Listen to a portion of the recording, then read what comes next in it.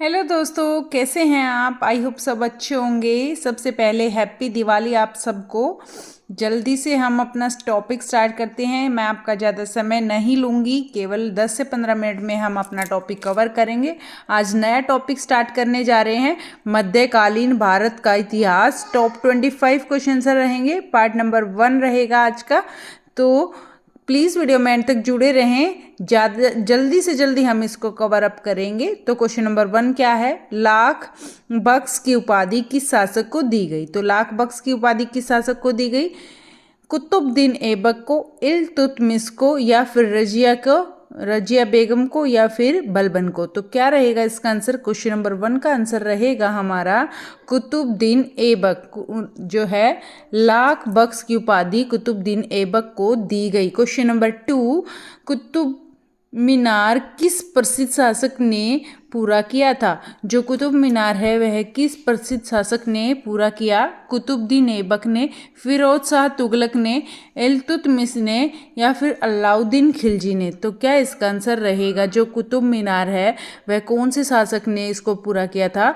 तो इल्तुतमिश ने। किसने, इल्तुतमिश ने इसको पूरा किया था। क्वेश्चन नंबर 3, उत्तरी भारत की प्रथम मुस्लिम महिला शासक थी। जो उत्तर भारत है उसकी प्रथम महिला कौन, मुस्लिम शासक कौन रही हैं, रजिया सुल्तान, नूरजहां, या फिर मुमताज, या फिर डी इसमें से कोई नहीं। तो क्या क्वेश्चन रहेगा, इसका आंसर क्या रहेगा, रजिया सुल्तान।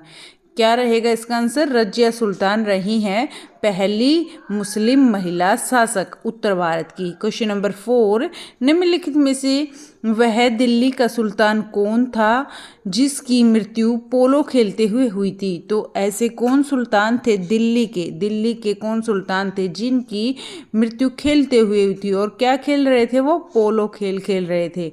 तो ए कुतुबुद्दीन ऐबक, बी अलाउद्दीन खिलजी, सी फिरोज शाह तुगलक, डी गियासुद्दीन तुगलक। तो क्या रहेगा आंसर क्वेश्चन नंबर 4 का। क्वेश्चन नंबर 4 का आंसर रहेगा कुतुबुद्दीन ऐबक की मृत्यु हुई थी पोलो खेलते हुए, जो कि दिल्ली के सुल्तान थे। कौन थे, Qutbuddin Aibak. Okay, question number 5 देखते हैं। उससे पहले अगर वीडियो लाइक नहीं की है तो प्लीज़ वीडियो को लाइक कर दीजिए, ज़्यादा से ज़्यादा शेयर भी कर दीजिए, और चैनल पर नए हैं तो प्लीज़ प्लीज़ प्लीज़ सब्सक्राइब भी कर लीजिए। क्वेश्चन नंबर 5, रजिया सुल्तान किसकी बेटी थी। तो रजिया सुल्तान किसकी बेटी थी, अल्तमश की, नसीरुद्दीन की, या कुतुबुद्दीन ऐबक की, या बलबन की। जो रजिया सुल्तान है वे किसकी बेटी थी, रजिया सुल्तान अल्तमश की बेटी थी। किसकी, अल्तमश की बेटी थी। क्वेश्चन नंबर 6, ये मोस्ट इंपॉर्टेंट क्वेश्चन है, आपको याद रखना है। क्वेश्चन नंबर 6 क्या है, मोहम्मद गोरी विजित प्रदेशों की देखभाल के लिए निम्नलिखित में से किस विश्वसनीय जनरल को छोड़कर गया था। तो जो है मोहम्मद गोरी है कौन से प्रदेशों की, विजित प्रदेशों की देखभाल के लिए किस विश्वसनीय जनरल को जो है छोड़कर गया था। नसीरुद्दीन को, कुतुबुद्दीन ऐबक को, अल्तमश को, या मलिक काफूर को। क्या आंसर रहेगा 6 का, इसका आंसर रहेगा कुतुबुद्दीन ऐबक को। जो है मोहम्मद गोरी कुतुबुद्दीन ऐबक को विजित प्रदेश की देखभाल के लिए छोड़कर गए थे। क्वेश्चन नंबर 7, इससे पहले ये जो क्वेश्चन नंबर 6 है इसमें ये विश्वसनीय जनरल थे Qutbuddin Aibak. Question number 7, Genghis Khan ने जलालुद्दीन का पीछा करते हुए, किसने, चंगेज खान ने जब जलालुद्दीन का पीछा करते हुए किसके शासनकाल में भारत की सीमाओं पर आक्रमण किया था। तो चंगेज खान थे, उन्होंने किसका पीछा किया, जलालुद्दीन का पीछा किया, और जब पीछा करते हुए किसके शासनकाल में भारत की सीमाओं पर आक्रमण किया। तो किसकी, क्वेश्चन नंबर 7 का ए पार्ट, कुतुबुद्दीन ऐबक, बलबन, या इल्तुतमिश, या फिर नसीरुद्दीन खुसरो। क्या आंसर रहेगा क्वेश्चन नंबर 7 का, इसका आंसर रहेगा इल्तुतमिश। क्या रहेगा, इल्तुतमिश के शासनकाल में भारत की सीमाओं पर आक्रमण किया। किसने, चंगेज खान ने जलालुद्दीन का पीछा करते हुए। क्वेश्चन नंबर 8, निम्नलिखित में से किसको शक्तिशाली सैन्य बलों के एक समूह चिहालगनी के विनाश का श्रेय दिया गया? तो किसको? जो चिहालगनी का विनाश हुआ उसका श्रेय किसको मिला? किसको मिला? बलबन को, या कुतुबुद्दीन ऐबक को, इल्तुतमिश को, या रजिया सुल्तान को? क्वेश्चन नंबर 8 का आंसर क्या रहेगा? इसका आंसर रहेगा बलबन को। जो बलबन थे वो शक्तिशाली सैन्य बलों के एक समूह चिहालगनी के विनाश का श्रेय इनको मिला। क्वेश्चन नंबर 9, दिल्ली सल्तनत का राज्यकाल कब समाप्त हुआ? जो दिल्ली सल्तनत थी उसका राज्यकाल कब समाप्त हुआ? 1948, 1998 में, 1565 में, 1525 में, या 1600 में? तो क्या आंसर रहेगा? 1526 में जो है दिल्ली सल्तनत का राज्यकाल समाप्त हो गया था। ठीक है फ्रेंड्स, 9 क्वेश्चन हो गए हैं। अगर क्वेश्चन अच्छे लग रहे हैं तो प्लीज़ वीडियो को लाइक करें और शेयर भी करें। क्वेश्चन नंबर 10, दिल्ली के खिलजी सुल्तान थे। तो दिल्ली के खिलजी सुल्तान थे, क्या थे? मंगोल थे, अफगान थे, तुर्क थे, या एक जाट कबीला? क्या थे जो दिल्ली के खिलजी सुल्तान थे वो क्या थे? तो क्वेश्चन नंबर 10 का आंसर क्या रहेगा? तुर्क थे। क्या थे वो? तुर्क थे। दिल्ली के खिलजी सुल्तान तुर्क थे। क्वेश्चन नंबर 11, दमुरई तक सफलतापूर्वक बढ़ने वाला दिल्ली का जनरल कौन था? तो ऐसे कौन थे जो मदुरई तक सफलतापूर्वक बढ़ने वाले थे? दिल्ली के जनरल कौन थे?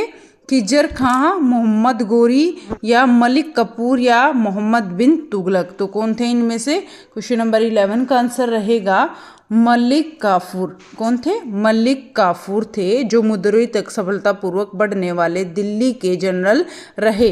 क्वेश्चन नंबर 12, स्वयं को दूसरा सिकंदर, अपने आप को दूसरा सिकंदर या सिकंदर ए सानी कहने वाले सुल्तान थे? कौन थे? बलबन, या अलाउद्दीन खिलजी, या मोहम्मद बिन तुगलक, या सिकंदर लोधी? तो इनमें से कौन थे? क्वेश्चन नंबर 12 का आंसर रहेगा हमारा अलाउद्दीन खिलजी। अलाउद्दीन खिलजी थे जो अपने आप को दूसरा सिकंदर बोलते थे। कौन? अलाउद्दीन खिलजी अपने आप को दूसरा सिकंदर या सिकंदर ए सानी कहते थे। ठीक है। क्वेश्चन नंबर 13, किसके शासनकाल में सबसे अधिक मंगोल आक्रमण हुए? कौन ऐसे शासक थे जिसके काल में सबसे अधिक मंगोल आक्रमण, कौन से आक्रमण? मंगोल आक्रमण हुए? बलबन, अलाउद्दीन खिलजी, मोहम्मद बिन तुगलक, या सिकंदर लोधी? तो 13 का आंसर क्या रहेगा? इसका रहेगा अलाउद्दीन खिलजी के शासनकाल में सबसे अधिक मंगोलों के आक्रमण हुए। ठीक है। मोहम्मद बिन तुगलक निपुण थे। तो मोहम्मद बिन तुगलक थे वो किस चीज़ में निपुण थे? कला में, संगीत में, सुलेखन में, या दर्शन में? तो क्या रहेगा इसका आंसर? मोहम्मद बिन तुगलक दर्शन में निपुण थे। ठीक है फ्रेंड्स, ये है दर्शन में निपुण थे। क्वेश्चन नंबर 15, सुल्तान वंश की विशालतम स्थायी सेना जिसका भुगतान सीधा राज्य द्वारा किया जाता था बनाई थी? तो क्या? तो एक विशालतम स्थायी सेना बनाई थी, सुल्तान वंश की विशालतम स्थायी सेना बनाई थी जिसका भुगतान सीधा राज्य द्वारा किया जाता था। तो किसने बनाई थी ये पूछा गया है। इल्तुतमिश ने, अलाउद्दीन खिलजी ने, मोहम्मद बिन तुगलक ने, या सिकंदर लोधी ने? तो 15 का आंसर क्या रहेगा? अलाउद्दीन खिलजी ने। किसने? अलाउद्दीन खिलजी ने एक विशालतम स्थायी सेना बनाई जिसका भुगतान सीधा राज्य द्वारा किया जाता था। ठीक है फ्रेंड्स, ये हो गए हमारे 15 क्वेश्चन। 16 क्वेश्चन पर चलते हैं, केवल 25 क्वेश्चन है, प्लीज़ वीडियो में एंड तक जुड़े रहें। क्वेश्चन नंबर 16, दिल्ली के किस सुल्तान ने एक रोजगार विभाग, एक दान विभाग और एक परोपकारी चिकित्सालय की स्थापना की? तो ऐसे कौन थे, कौन से सुल्तान थे जिन्होंने एक रोजगार विभाग, एक दान विभाग और एक परोपकारी चिकित्सालय की स्थापना की? तो फिरोज शाह तुगलक, मोहम्मद तुगलक, या मोहम्मद बिन तुगलक, या बलबन? तो कौन रहे? क्वेश्चन नंबर 16 का आंसर रहेगा हमारा क्वेश्चन नंबर 16 का आंसर रहेगा फिरोज तुगलक। ए फिरोज तुगलक थे जिन्होंने एक रोजगार विभाग, एक दान विभाग और एक परोपकारी चिकित्सालय की स्थापना की। क्वेश्चन नंबर 17 सन 1329 और 1330 के बीच किसने तांबे के सिक्कों के रूप में प्रमाण रूप मुद्रा प्रचलित की थी? तो सन 1329 और 1330 के बीच किसने तांबे के जो सिक्के होते हैं के रूप में प्रमाण रूप मुद्रा प्रचलित की थी? तो किसने की थी? अलाउद्दीन खिलजी ने, गयासुद्दीन खिलजी ने, मोहम्मद बिन तुगलक ने, फिरोज शाह तुगलक ने। तो 17th का आंसर रहेगा मोहम्मद बिन तुगलक। तो इसका आंसर रहेगा सी, मोहम्मद बिन तुगलक ने। ठीक है। क्वेश्चन नंबर 18 इब्न बतूता किसके शासनकाल में भारत आया था? तो इब्न बतूता किसके शासनकाल में भारत आया था? इल्तुतमिश या अलाउद्दीन खिलजी या मोहम्मद बिन तुगलक या बलबन। तो ये इसका आंसर क्या रहेगा? 18th का आंसर रहेगा मोहम्मद बिन तुगलक के शासनकाल में जो है इब्न बतूता भारत में आया था। क्वेश्चन नंबर 19 दिल्ली के निम्नलिखित सुल्तानों में से किसे इतिहासकारों ने विरोधियों का मिश्रण बताया है? तो विरोधियों का मिश्रण किसे बताया है? बलबन, मोहम्मद बिन तुगलक, अलाउद्दीन खिलजी या इब्राहिम लोदी। तो क्या आंसर रहेगा? 19th का आंसर रहेगा मोहम्मद बिन तुगलक को। किसको? मोहम्मद बिन तुगलक। क्वेश्चन नंबर 20 क्वेश्चन क्या है? किस कारण से मोहम्मद बिन तुगलक असफल हुए थे? तो ऐसे जो है क्या कारण रहा है मोहम्मद बिन तुगलक असफल व्यक्ति रहे? एक विक्षिप्त थे या एक व्यवहारिक राजनेता नहीं थे या उसने राजधानी दूसरे शहर को बनाया या उसने चीन के साथ युद्ध किया? तो क्या इसका आंसर रहेगा? वह एक असफल व्यक्ति क्यों रहे? तो वो एक व्यवहारिक राजनेता नहीं थे। तो इसका आंसर रहेगा हमारा बी, एक व्यवहारिक राजनेता नहीं थे। 20 क्वेश्चन हो चुके हैं अपने, केवल 5 क्वेश्चन बाकी हैं। प्लीज़ वीडियो में एंड तक जुड़े रहें, सारे क्वेश्चन इंपॉर्टेंट हैं। किस वंश के सुल्तानों में या सुल्तानों ने, यहाँ से आएगा, किस वंश के सुल्तानों ने सबसे अधिक समय तक शासन किया? तो कौन सा ऐसा वंश था जिसके सुल्तान थे उन्होंने सबसे लंबे टाइम तक शासन किया? खिलजी वंश, दास वंश, तुगलक वंश या फिर लोदी वंश। तो कौन सा वंश ऐसा रहा है जिसने सबसे लंबे समय के लिए शासन किया था? तुगलक वंश। तुगलक वंश रहा है जिसने सबसे लंबे समय तक शासन किया। क्वेश्चन नंबर 22 किस शासक ने सिंचाई तथा लोक निर्माण कार्य पर पर्याप्त ध्यान दिया था? तो ऐसे कौन से शासक थे जिन्होंने सिंचाई और जो लोक निर्माण है उन कार्यों पर भी पूरा ध्यान दिया? फिरोज शाह तुगलक, मोहम्मद बिन तुगलक, अलाउद्दीन या सिकंदर लोदी। तो क्वेश्चन नंबर 22 का आंसर क्या रहेगा? जो फिरोज शाह तुगलक थे उन्होंने पूरा ध्यान दिया था सिंचाई और लोक निर्माण के कार्यों पर। ठीक है, आगे चलते 23 क्वेश्चन। आगरा नगर की स्थापना निम्नलिखित में से किसके द्वारा की गई? जो आगरा नगर है उसकी स्थापना किसके द्वारा की गई? फिरोज तुगलक के द्वारा, मोहम्मद बिन तुगलक या फिरोज तुगलक लोदी या फिर सिकंदर लोदी। तो किसके द्वारा आगरा नगर की स्थापना की गई? तो 23 का आंसर रहेगा फिरोज तुगलक। किसके द्वारा? फिरोज तुगलक।